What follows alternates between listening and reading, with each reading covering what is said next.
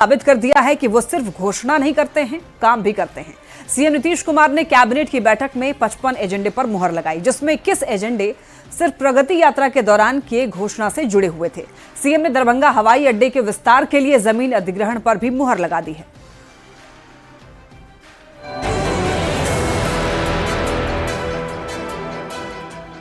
बिहार के मुख्यमंत्री नीतीश कुमार जो घोषणा करते हैं उसे पूरा भी करते हैं। उनकी घोषणाएं जमीन पर उतरती हैं। सीएम नीतीश ने कैबिनेट की बैठक में 55 एजेंडे पर मुहर लगाई, जिसमें 21 एजेंडे सीएम नीतीश कुमार की प्रगति यात्रा के दौरान की गई घोषणा से जुड़ी हुई है। यानी सीएम ने प्रगति यात्रा के दौरान जनता से जो वादे किए उसे कैबिनेट की बैठक में मुहर लगाकर पूरा किया। कैबिनेट की बैठक में सीएम ने बिहार को एक बार फिर से बड़ा तोहफा दिया है। नीतीश कैबिनेट का फैसला। नीतीश कैबिनेट की बैठक में 55 एजेंडे पर मुहर। सीएम की प्रगति यात्रा के 21 एजेंडों पर मुहर। प्रगति यात्रा में किए वादे पर कैबिनेट की मुहर। बिहार में होगा औद्योगिक क्षेत्र का विस्तार। सीतामढ़ी में 504.52 एकड़ जमीन का होगा अधिग्रहण। सीतामढ़ी में जमीन के लिए 298 करोड़ 77 लाख की राशि स्वीकृत। वैशाली में भी औद्योगिक क्षेत्र का विस्तार होगा। वैशाली में 1243.45 एकड़ जमीन का अधिग्रहण होगा। वैशाली में जमीन के लिए 1001 करोड़ 92 लाख की राशि मंजूर। दरभंगा को अंतर्राष्ट्रीय हवाई अड्डा बनाया जाएगा। दरभंगा में हवाई अड्डा बनाने के लिए 89.75 एकड़ जमीन ली जाएगी। हवाई अड्डा की जमीन के लिए 244 करोड़ 60 लाख की राशि मंजूर। रक्सौल हवाई अड्डा का भी विस्तार होगा। रक्सौल में 139 एकड़ जमीन के लिए 207 करोड़ की राशि मंजूर। बिहार म्यूजियम के सामने बनेंगे नए सरकारी आवास। पटना में निजी जेवियर यूनिवर्सिटी की स्थापना होगी। गया में टेक्नोलॉजी सेंटर की स्थापना होगी। गया में 20 एकड़ जमीन देने की स्वीकृति। 55 एजेंडे पे आज निर्णय हुआ है और इस 55 एजेंडों में से 21 जो निर्णय हैं 21 वो प्रगति यात्रा में जो यात्रा हो रही है राज्य भर में, उसमें 21 मामलों की स्वीकृति दी गई है। इसमें 2,960 करोड़ 48,18,435 रुपए इसमें स्वीकृत हुए हैं। नीतीश कुमार के पिछले कैबिनेट की बैठक में 43 एजेंडों पर मुहर लगी थी। इस बार सीएम नीतीश ने 55 एजेंडों पर मुहर लगाई है। सीएम नीतीश लगातार बिहार के लिए बड़े बड़े फैसले ले रहे हैं। प्रगति यात्रा के दौरान सीएम ने जो भी ऐलान किया उसे सरजमी पर उतारने के लिए कैबिनेट में प्रस्ताव लाकर मुहर लगाई। सीएम नीतीश का वादा है, हवा हवाई नहीं होता। इसे नीतीश कुमार ने एक बार फिर साबित कर दिया है। न्यूज़ 18 के लिए पटना से संजय कुमार की रिपोर्ट। तेजस्वी यादव ने इंडिया गठबंधन सिर्फ लोकसभा चुनाव में ही था, इस बयान पर सफाई दी है। तेजस्वी ने कहा है कि उनकी बात का बतंगड़ बनाया गया है, इससे उन्हें कोई फर्क नहीं पड़ता है। तो देखिए, तेजस्वी यादव अपने दिए हुए बयान पर एक बार सफाई देते हुए दिखाई दे रहे हैं। क्या कुछ कहना है उनका, सुनिए आप। दिल्ली के संदर्भ में जो है सवाल पूछा गया कि दिल्ली में आप चुनाव लड़िएगा कि नहीं लड़िएगा, और इंडिया अलायंस दिल्ली में नहीं दिख रहा है। तो भाई जो भी अलायंस हम लोगों का, इंडिया अलायंस का लोकसभा चुनाव भी हम लोग लड़े, तो पंजाब में आम आदमी पार्टी अलग लड़ी, केरला में लेफ्ट पार्टी जो अलग लड़ी, बंगाल में टीएमसी अलग चुनाव लड़ी। तो एक नेशनल लेवल पे हमारा इंडिया अलायंस है, और बिहार की जहाँ तक बात, हम लोग तो शुरू से ही महागठबंधन और इंडिया अलायंस है। तो मेरा कहने का मतलब जो था, उसके बाद का बतंगड़ लोगों ने बनाया है, उससे हम लोगों को कोई फर्क नहीं पड़ता है। लेकिन आप पूरी बात को अगर सुनिएगा तो उसमें स्पष्ट है। 1000 नए वोट बनने की एप्लीकेशन आई है। जाहिर तौर पे ये यूपी और बिहार से ला के, यूपी आसपास के स्टेट से ला के फर्जी वोट बनवा रहे हैं ये लोग।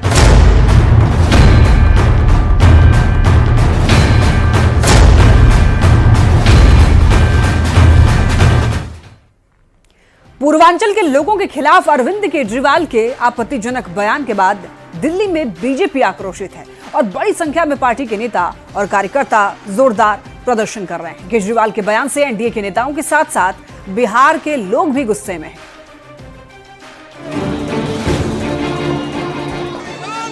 गुस्सा, प्रदर्शन, नारेबाजी और पानी की बौछार, ये तस्वीरें दिल्ली की हैं। दिल्ली के पूर्व मुख्यमंत्री अरविंद केजरीवाल के घर के बाहर बीजेपी पूर्वांचल मोर्चा के कार्यकर्ताओं ने जोरदार प्रदर्शन किया, जिनको रोकने के लिए पुलिस को ठंड के दिनों में पानी की बौछार करनी पड़ी। ये गुस्सा अरविंद केजरीवाल के उस बयान को लेकर जो उन्होंने बिहार, यूपी के लोगों को लेकर दिया।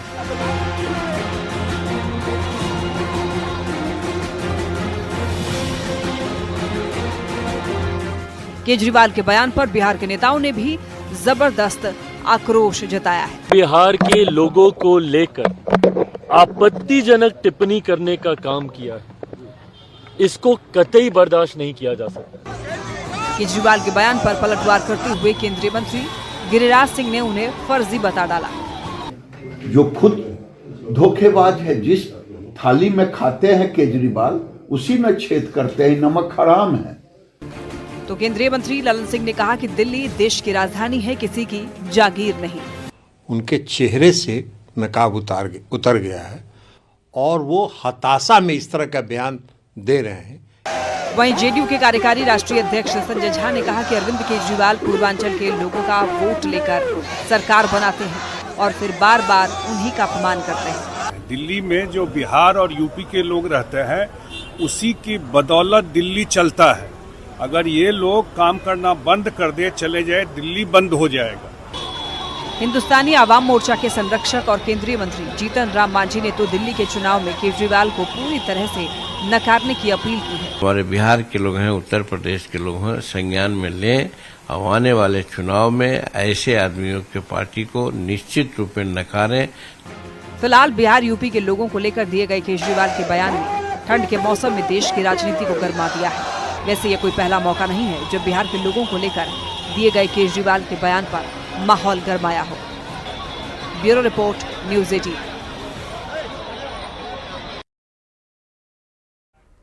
तेजस्वी यादव ने केजरीवाल के फर्जी वोटर वाले बयान का बचाव किया है। उन्होंने कहा कि ये चुनाव के दौरान मतदाता सूची में नाम हटाने या जोड़ने का मामला है। महाराष्ट्र में भी लाखों वोट बाद में इकट्ठा किए गए थे, तो ये जोड़ने या घटाने का मामला है। उन्होंने साथ ही ये भी कहा है कि इसे एक मुद्दा बनाने की कोशिश की जा रही है। जुड़वाना हटवाने वाला जो है ये तो बात उसका है। महाराष्ट्र में भी आप देखेंगे कि बाद में जो है लाखों वोट जुटे, तो ये मामला तो एडिशन और आपका जोड़ने और हटाने का ही है। तो इसमें हमको नहीं लगता कि ज्यादा लोग जो है मुद्दा बनाने की कोशिश कर रहे हैं। अरविंद केजरीवाल का बचाव करने के बाद तेजस्वी यादव पर एनडीए भड़क उठा है। बीजेपी और जेडीयू ने तेजस्वी यादव पर हमला बोला तो कांग्रेस ने तेजस्वी यादव का बचाव किया। मेरे भाई, यही हाल अरविंद केजरीवाल जी और तेजस्वी यादव जी का है। केजरीवाल जी ने बिहारियों का अपमान किया कि झट तेजस्वी जी उनके साथ खड़े हो दिए। जनता में भ्रम फैलाना, आपस में लड़वाना, भ्रष्टाचार को अंतिम अंजाम तक पहुंचाना, यही अब काज दोनों नेताओं का रह गया है। लेकिन ताज्जुब तब होता है जब अपनी राजनीति चमकाने के लिए तेजस्वी यादव जी उनका बचाव करते हैं। बिहारी अस्मिता पर कोई चोट करे लेकिन तेजस्वी जी कुछ नहीं बोलेंगे। ठीक ही बात है। इस विधानसभा के चुनाव में बिहार और उत्तर प्रदेश के पूर्वांचल के लोग अरविंद केजरीवाल जी को सबक सिखाएंगे और बिहार के अपमान पर चुप रहने के लिए आने वाले बिहार के विधानसभा चुनाव में तेजस्वी यादव जी को सबक सिखाएंगे। ये तो सर्वविदित है कि मोदी सरकार चुनाव के वक्त मतदाता सूची को बढ़ाता है और घटाता है अपने सुविधा के हिसाब से। जिस प्रकार से महाराष्ट्र में मतदाताओं की संख्या कई जगह बढ़ाई गई, और जब चुनाव होता है तो चुनाव के दिन चुनाव आयोग सही लिस्ट तक जारी नहीं करता जनता के बीच में। लालू प्रसाद के करीबी और पूर्व मंत्री आलोक मेहता पर ईडी ने शिकंजा कसा है। वैशाली शहरी कॉरपोरेशन बैंक से जुड़े 85 करोड़ रुपए से बैंक लोन घोटाला मामले में ईडी की टीम ने आलोक मेहता के 19 लोकेशंस पर सर्च ऑपरेशन को अंजाम दिया है। भ्रष्टाचार के खिलाफ ईडी की इस बड़ी कार्रवाई के बाद में अब सियासत सुलग गई है।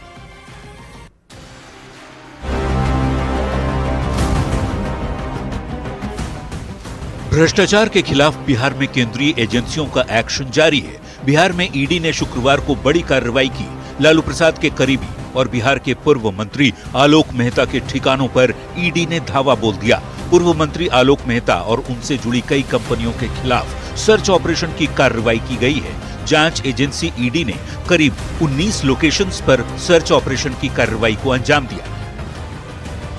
ईडी की ये बड़ी कार्रवाई वैशाली शहरी कॉरपोरेशन बैंक से जुड़े 85 करोड़ रुपए के बैंक लोन घोटाला मामले में है। बैंक के प्रमोटर सहित बैंक से जुड़े चेयरमैन, सीएमडी, सीईओ सहित कई अन्य अधिकारियों की भूमिका संदिग्ध है।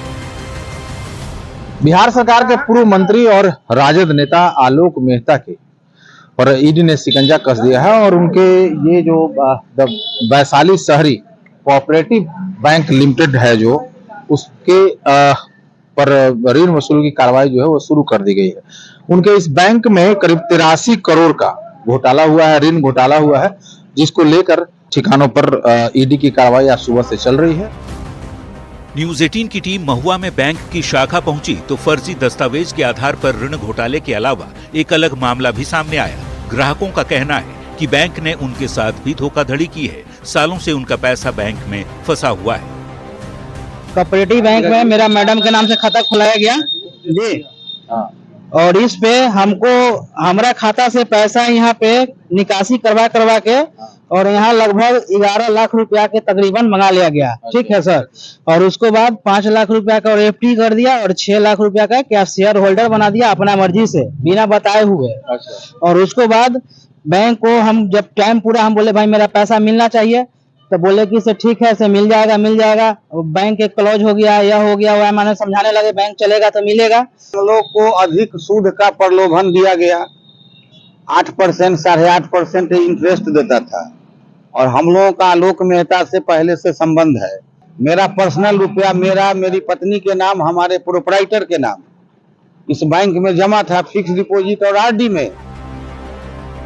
वैशाली शहरी विकास सहकारिता बैंक लिमिटेड में 85 करोड़ रुपए के लोन फ्रॉड केस में आलोक मेहता पर गंभीर आरोप है कि लगभग 400 फर्जी लोन खातों को खोलकर नकली और जाली वेयरहाउस और एलआईसी रिसीट्स के आधार पर फंड को फर्जी तरीके से बांटा गया। आलोक मेहता की व्यावसायिक इकाइयों की इस फ्रॉड में संलिप्तता पाई गई है। ये मामला सार्वजनिक धन के गबन और मनी लॉन्ड्रिंग से जुड़ा है। आलोक मेहता पर आरोप है कि उन्होंने न केवल बैंक अधिकारियों की मदद की बल्कि सार्वजनिक धन की हेराफेरी और मनी लॉन्ड्रिंग में भी भूमिका निभाई।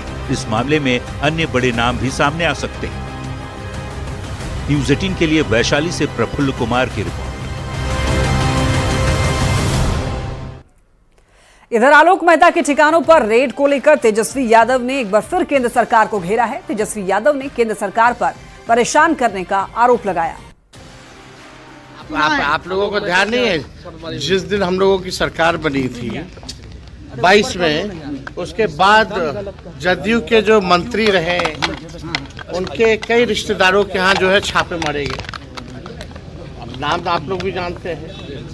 एमएलसी जो थे राधाचरण सेठ, उन पे भी हुआ है। आप विजय चौधरी जी के रिश्तेदार पे भी हुआ, ललन सिंह के खास पे भी हुआ।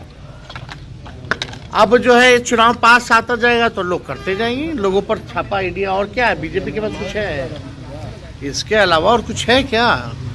चुनाव बिहार का आएगा तो इसको पकड़ेंगे, इसको पकड़ेंगे, तंग करने का प्रयास करेंगे ताकि लोग काम ना कर पाए। और क्या? आलोक मेहता के ठिकानों पर रेड पर देखिए बिहार जेडीयू अध्यक्ष उमेश कुशवाहा ने प्रतिक्रिया दी है। उनका कहना है कि जो जैसा करेगा उस पर वैसी ही कार्रवाई होगी। आलोक मेहता जैसा करेगा वैसा है। हम कहते हैं कि वैशाली जो है जो सहकारिता बैंक है उसमें अनियमितता का जो लेकर छापामारी चल रहा है, तो आपको मालूम ही जो जैसा करेगा वैसा पड़ेगा। नेता प्रतिपक्ष तेजस्वी यादव ने नीतीश सरकार पर निशाना साधा है। तेजस्वी यादव ने कहा है कि बिहार में डीके टैक्स चल रहा है, ना तो मुख्य सचिव की चल रही है ना डीजीपी की। रिटायर्ड अधिकारी पूरा सिस्टम चला रहे हैं। बड़े पद जो हैं डीजीपी का हो, मुख्य सचिव का हो, अब केवल ऑर्नामेंटल ही रह गया है। वही रिटायर्ड जो अधिकारी हैं वही लोग जो है बिहार चलाने का काम कर रहे हैं। अभी डीके टैक्स जो है वो चल रहा है पूरी तरीके से बिहार में। वसूली, अधिकारियों का इधर से हेरा फेरी, ट्रांसफर पोस्टिंग।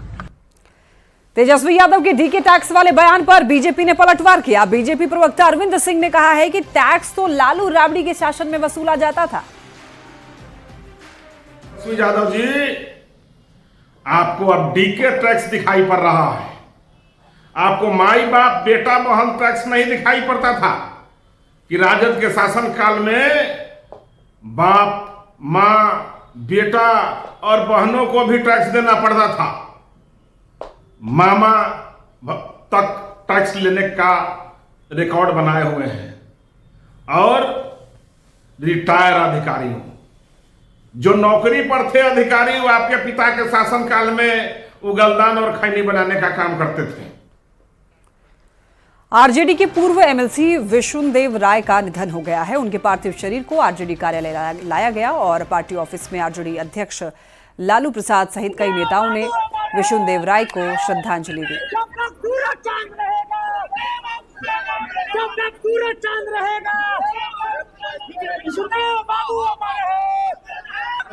समाजवादी नेता का जो एक बड़ा लकीर वैशाली जिला से खींच करके पूरे बिहार में उन्होंने जो लकीर खींचने का काम किया, आज हम लोग के बीच नहीं है। एक सहकारिता आंदोलन के जुड़े हुए बहुत बड़े नेता, हम लोग के बड़े पापा आदरणीय विशुनदेव बाबू का निधन हम लोग के लिए अपूर्णीय क्षति है। खबर सासाराम से, जहां पर देखिए 27 दिसंबर की रात सासाराम में गोली लगने से बादल सिंह की मौत की जांच तेज हो चुकी है। जांच को लेकर सीआईडी की टीम सासाराम पहुंची। टीम के साथ में एफएसएल की टीम भी वहां पर मौजूद रही और देखिए सासाराम के तत्कालीन ट्रैफिक डीएसपी आदिल बिलाल पर जन्मदिन मना रहे युवकों पर फायरिंग का आरोप है। इस दौरान गोली लगने से बादल सिंह नामक युवक की मौत भी हो गई थी और इसी मामले की देखिए जांच जो है रोहतास पुलिस ने सीआईडी को सौंप दी है, जिसके बाद अधिकारियों ने जांच शुरू कर दी है। तो इस मामले में 3 मुकदमा दर्ज किया गया है। जायजा लिया है न्यूज 18 संवाददाता अजीत कुमार ने। लेकर अपराध अनुसंधान विभाग की टीम पहुंची है। आप देख सकते हैं इसी परिसर में हत्याकांड हुई थी। आरोप डीएसपी आदिल बिलाल पर लगा था और उसके बाद एफएसएल की टीम भी जांच की और तत्काल जो है यहाँ पर सीआईडी की टीम पहुंची है और तमाम बिंदुओं पर जांच की जा रही है। बता दें कि जिला प्रशासन पुलिस जो है इस पूरे मामले को सीआईडी यानी अपराध अनुसंधान विभाग को सौंप दी है। उसके बाद पूरी जांच और कार्रवाई की प्रक्रिया उसी के अधीन है।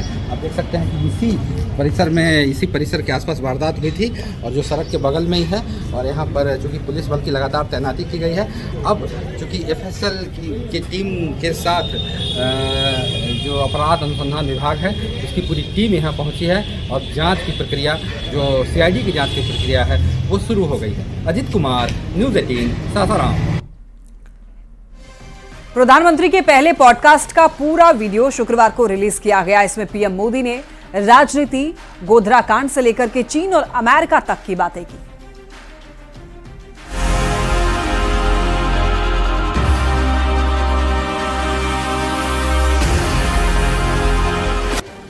प्रधानमंत्री नरेंद्र मोदी ने जेरोधा ऐप के को-फाउंडर निखिल कामत के साथ अपना पहला पॉडकास्ट किया।